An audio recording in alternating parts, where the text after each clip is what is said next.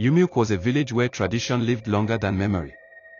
Children grew up knowing that there were places you never went, songs you never sang, and questions you never asked.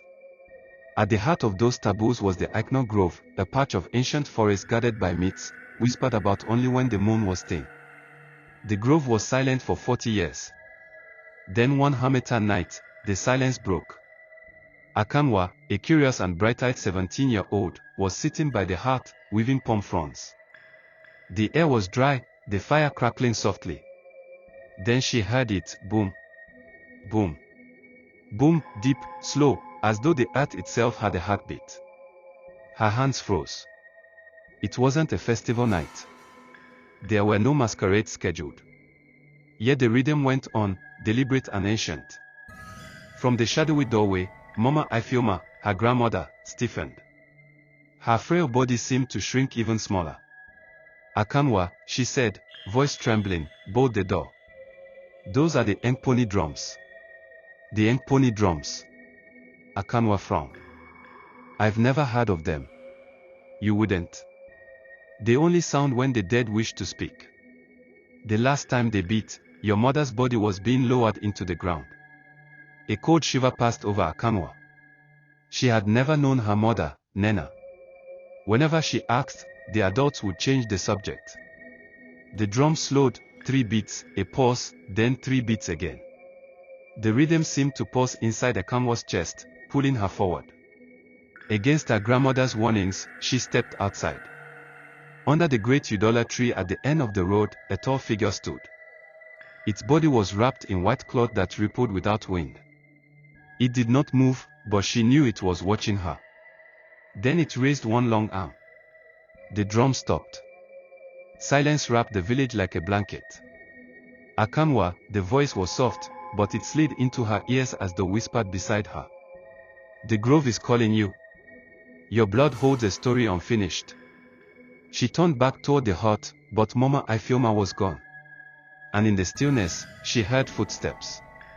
Close. Too close. Shadows of truth. The next morning, the village buzzed with unease. Chickens refused to leave their coops. The wind moved strangely, avoiding the grove entirely. Akanwa confronted the only person she trusted, her childhood friend Obinna, a boy with quick wit and a fearless heart. Obinna, I saw something last night, she whispered. A figure by the Udola tree, it knew my name.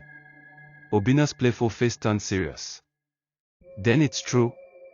My father says the grove is awake again. They say your mother's death was no ordinary one. The elders hid something.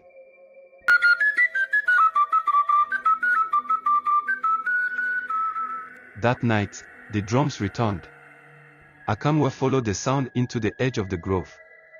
The trees there were older than memory, their roots curling like sleeping snakes. Mist clung to the air, glowing faintly as though lit from below. There, sitting on a carved stool, was an old man with skin the color of polished ebony, eyes white and bright like a hawk's. Across his knees lay a massive drum, the Nkponi, its surface covered with symbols Akanwa didn't recognize. You came, he said. Who are you? Akanwa asked.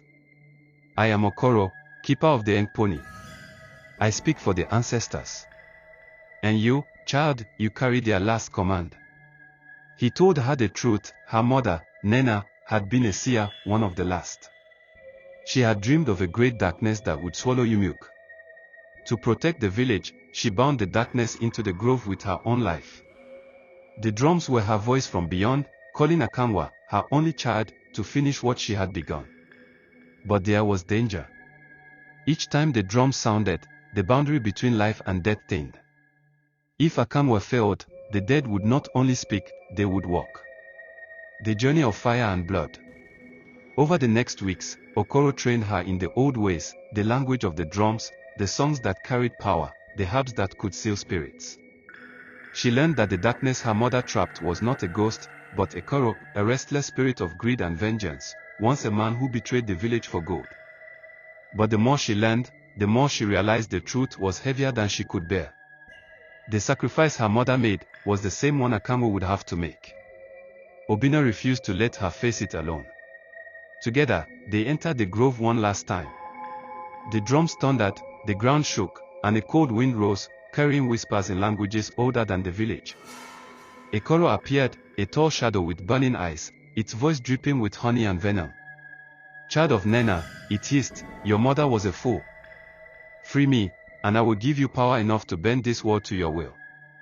But Akanwa remembered her mother's love, a love she had never seen, but had always felt. She raised the Nkponi drum and struck it with all her strength. The sound burst through the grove, bright and fierce. Okoro's voice joined hers. Obinna's too. The drumbeat grew into a storm of light. Ekoro screamed, its form twisting before shattering like glass. The mist lifted. The grove grew quiet again, but this time, it was a peaceful quiet. The ending that was a beginning. The sun rose over Umuokwe like a blessing. Mama Ifeoma returned, smiling through tears.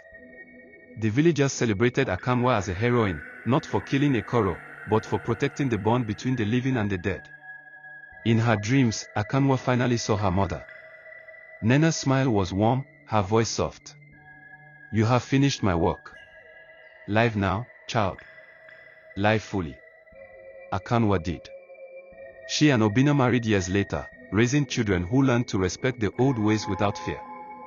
The Nkponi drums were kept in the village